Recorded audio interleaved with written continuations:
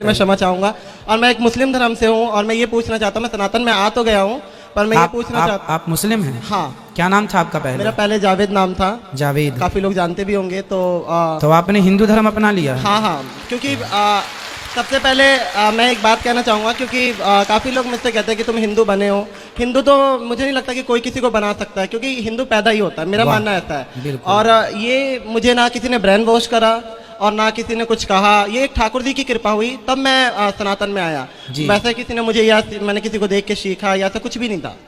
तो मैं सभी लोगों से ये कहना चाहूँगा, और मेरे जो फैमिली वाले हैं वो भी आज तो आपके फैमिली वाले आपका विरोध नहीं करते कि तुम कहाँ अभी से? मैं अभी इतना डिप्रेशन में हूँ, पूछो मत। मुझे फ़ोन आ रहे हैं फैमिली वालों के ज़्यादा आ रहे हैं, बाकी अदर तो कोई कुछ भी नहीं कह रहा, पर फैमिली वाले का आज भी मम्मी का फ़ोन आया और वो कहने लगे हमसे कोई मतलब नहीं, हम मर भी गए हैं तो हमारा मुंह मत देखियो तू, हमारी वजह से पूरे रिश्तेदार तेरी वजह से हमें पूरी वो कर रहे हैं, और मतलब हमसे रिश्तेदारी टूट गई है। हमारी एक लड़की है, उसकी शादी करनी है, तेरी वजह से उस लड़की की भी ज़िंदगी ख़राब हुई है।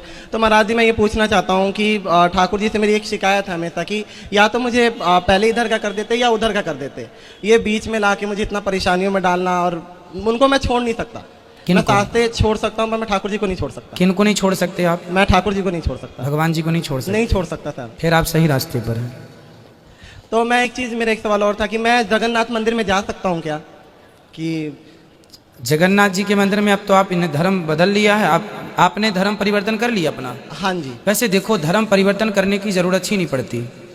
हमारे ठाकुर जी जो है ना, हमारे भगवान कभी ये नहीं कहते कि तुम हिंदू हो जाओगे तो ही हम तुम्हें मिलेंगे। हाँ, भगवान तो कहते हैं कि तुम मुसलमान भी हो और यदि तुम उसी रूप में मुझे प्रेम कर लोगे तो मैं उसी रूप में तुम्हें प्राप्त हो जाऊंगा।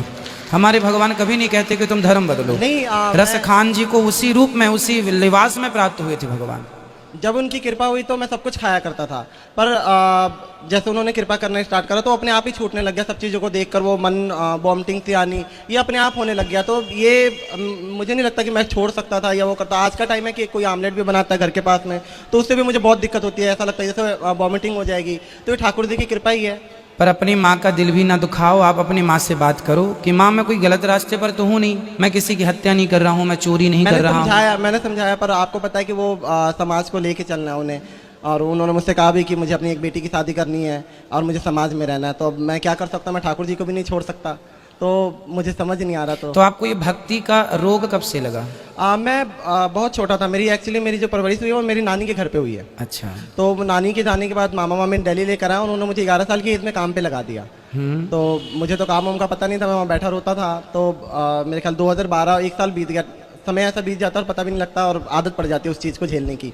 तो वहाँ पे एक पन्नी आया करती थी, मतलब जैसे हम लोग ये आटा चावल वगैरह पैक करते हैं ना, तो वो पन्नी आया करती थी। तो उसमें कृष्णा पन्नी के नाम से आया करती थी और उसमें छोटी सी कृष्ण जी की छवि छपी हुई थी। उन्होंने हाथ में मुरली रख के, मुझे पता नहीं था उस टाइम पे कृष्ण क्या है और मुझे बिल्कुल भी इस चीज़ का अंदाजा नहीं था। तो मुझे बार बार ऐसा लगता ना कि कुछ टाइम बाद कि वो मुझे देख रहे हैं, वो कभी इशारे कर रहे हैं। तो मैं आंटी को बोलूँगा आंटी ये देखना, ये जो फोटो बनी मेरे को देखता है और कभी कभी इशारे करता है। तो आंटी कह रही तो मतलब उन आंटी को लगता था कि बच्चा है या वैसी पागलपंती वाली बात है, ऐसा कुछ भी नहीं होता। वो मुझे बार बार कहती, मैंने कहा आंटी आप जाओगे फिर ये ऐसे होगा। और मैं कई बार मैं दोपहर की रोटी खाता था तो मुझे ऐसा लगता है जैसे मुझसे कह रहा है कि मुझे भी भूख लगी, मेरे को भी दे। तो मैं आधी रोटी निकाल कर और सब्जी देता था और भगवान जाने वो कहाँ जाता था मेरे को बिल्कुल नहीं पता। और फिर उसके बाद इतना उनसे प्रेम हो गया कि मैं उस चिट को उखाड़ कर अपने साथ लेकर आया, डेली ले आता। फिर उसके बाद से जो मेरे मामा मुमा थे उनसे वो लोग मुझे मारने पीटने लग गए कि तू ये क्या कर रहा है, ये है वो है जो भी हो। और उसके बाद से फिर मैं 13 साल का जब हुआ था मैंने घर को छोड़ दिया, क्योंकि उस टाइम में पता ही नहीं लगता था। और मैं खुद कई बार सोचता हूँ तो भाई 13 साल की एज बहुत कम होती है, मैंने कैसे वो करा, वो समय ठाकुर जी तो पता नहीं लगा। तो मुझे लगता है कि ठाकुर जी की कृपा है और ये वहीं से हुई है। किसी ने ना मुझे सिखाया, ना मैं जिस फैमिली में काम करता था वहाँ भी ऐसे नहीं कह सकते कि वहाँ पे बहुत ज़्यादा भक्ति थी, वहाँ पे नॉर्मल भक्ति थी। तो ऐसा कुछ भी नहीं है। तो ये मुझे कई लोगों की शिकायत है कि मुझे मेरा ब्रेन वॉश किया गया है या वैसा किया, तो ऐसा कुछ भी नहीं। किसी सनातन ने, किसी ने भी मेरा ब्रेन वॉश नहीं करा, मैं अपनी मर्जी से आया हूँ। और मुझे उसमें भी कोई दिक्कत नहीं थी कि मैं दोनों को लेके चला था, पर लोगों ने मुझे इतना परेशान कर दिया तो मैंने वो धोबी का कुत्ता घर का ना घाट का, वो वाली सिस्टम हो गया था। मैंने कहा फिर सनातन में आ जाऊँगा, क्योंकि मैं कान्हा जी को नहीं छोड़ सकता। तो अभी कहाँ रहते हैं आप? अभी मैं दिल्ली में रहता हूँ और ठाकुर जी की थोड़ी दया हुई तो ब्रजवास कर लूँगा बहुत जल्द, और आपका आशीर्वाद रहा तो गुरु जी। बिल्कुल ठीक है। सनातन धर्म में और मुस्लिम धर्म में क्या अंतर लगा आपको? आप तो मुसलमान में जन्म लिए हैं और सनातन को फॉलो कर रहे हैं, ये बताइए दोनों में क्या अंतर? ये लोग लड़ते क्यों हैं धर्म को लेके? मुझे तो ये पता नहीं, क्योंकि मैंने इतनी उन चीज़ों में पढ़ाई नहीं कर रखी। सनातन मुझे ऐसा लगा कि सनातन एक शांत धर्म है, जहाँ मन को शांति मिलती है, और किसी के लिए मतलब किसी जानवर को काटना पीटना नहीं होता। तो सनातन इसलिए भी बहुत ही अच्छा है, क्योंकि हम किसी का जान लेकर अपना त्यौहार वगैरह नहीं मनाते। जी, जैसे कि होली हो गई, दिवाली हो गई, तो कभी भी ऐसा नहीं होता कि किसी हमारे यहाँ दीपक जला करके त्योहार दीपक मनाते हैं। जलाकर और मिठाइयों के साथ। तो ये बहुत अच्छा है और अच्छा लगा सनातन बहुत। और अब भी मैं सनातन में ही हूँ, तो मैं अपने आप को सनातन ही मानता हूँ। बिल्कुल, आप पूर्ण सनातनी हैं। इस धरती पे प्रत्येक जीव सनातन ही है मेरे भाई। रास्ता भटक गए हैं लोग, बस ये समझो, रास्ता भटक गए हैं लोग। किसी धर्म में किसी की हत्या करना जायज नहीं है। आपको क्या लगता है, किसी की हत्या करना सही है?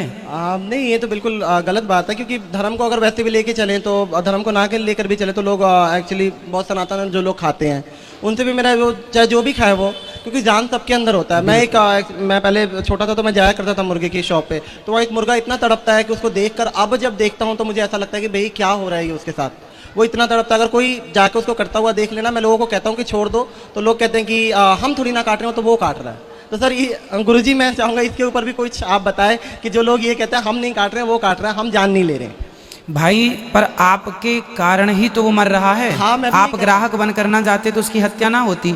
तो मेन जिम्मेदार हत्यारे तो वो ही हैं जो ग्राहक बन के गए हैं, और गुरुजी, असली हत्यारे वो हैं। मेरा एक सवाल और भी है कि बहुत हमारे सनातन लोग हैं जो इन लोगों को किराए पे दे देते हैं, जो मुर्गा मर्गा काटते हैं, जो भी धर्म से मुझे नहीं पता, पर उनके लिए भी कुछ आप मतलब उनको इस चीज़ का पाप लगेगा, नहीं लगेगा? बिल्कुल, पाप तो देखो किसी की, हमारे सनातन धर्म में तो लिखा है अहिंसा ही परमो धर्मा। हमारे यहाँ तो चींटी को भी आटा डाला जाता है, कुत्ते को रोटी, गाय को रोटी निकाली जाती है। जीव मात्र की रक्षा करना, जीव मात्र की सेवा करना। हमारे यहाँ एक राजा हुए हैं जिनका नाम है राजा शिवी, जिन्होंने एक पक्षी के लिए अपने शरीर का बलिदान दे दिया था, काट करके दे दिया था। एक पक्षी की रक्षा के लिए उनकी गोद में एक पक्षी उड़ के आ गया, तो जिसने पकड़ा था उसने कहा ले दो हमें, हम इसको खाएंगे। अब राजा ने कहा मेरी शरण में आ गया, मैं नहीं दे सकता। तो ये वो धर्म है सनातन धर्म, जहाँ एक पक्षी की रक्षा के लिए एक बहुत बड़ा राजा अपने आप का बलिदान देता है। अंत में भगवान प्रसन्न हो गए कि धन्य हो राजा, आपके अंदर जितनी दया है, इस दया से हम स्वयं बिक गए आपसे। और महाराज जी, एक सवाल मेरा और भी है कि बहुत सारे डाउट है कि मैं संकीर्तन करता हूँ। एक्चुअली क्या करते हैं? मैं संकीर्तन ही करता हूँ। क्या गाते हैं आप? मैं कृष्ण संध्या। तो मैं ये पूछना चाहता हूँ कि जो भी मेरे से लोग कराते हैं, अब क्योंकि इस तरीके की बातें चल गई कि ये संकीर्तन करेगा तो हमें इसका पुण्य नहीं लगेगा, तो मैं ये पूछना चाहता हूँ कि अगर मेरे करने से किसी को पुण्य नहीं लगता तो भाई मैं नहीं करूँगा। नहीं, आपका जो पुण्य है वो आपके पास है। आप जो भी पुण्य करेंगे, आप जो भी पुण्य करेंगे, जो भी अच्छा कार्य करेंगे, उसका फल आपको निश्चित मिलेगा, उसका कहीं नहीं गया।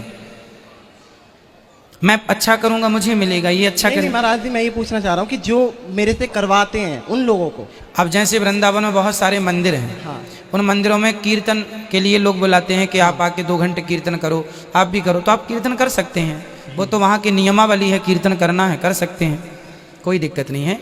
आप अपनी माँ को, अपने पिताजी को समझाइएगा कि वो परेशान ना हो, आप सही जगह हैं।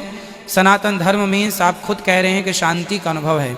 पूरी दुनिया आज नहीं कल इसी शांति की ओर बढ़ेगी जिस शांति की ओर आप आज बढ़ गए हैं।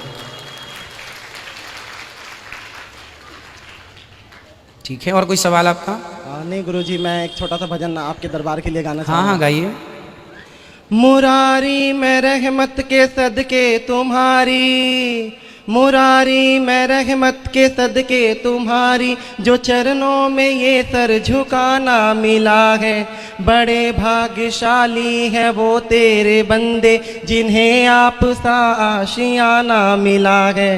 महाराज जी, मैं कहना चाहूँगा कि जितने भी लोग हैं वो बड़े भाग्यशाली हैं जो इस कथा पंडाल में बैठे हैं, और हर सवाल का मुझे आज लगा कि कुछ जवाब मुझे मिला जो मैं खुद तलाश रहा था।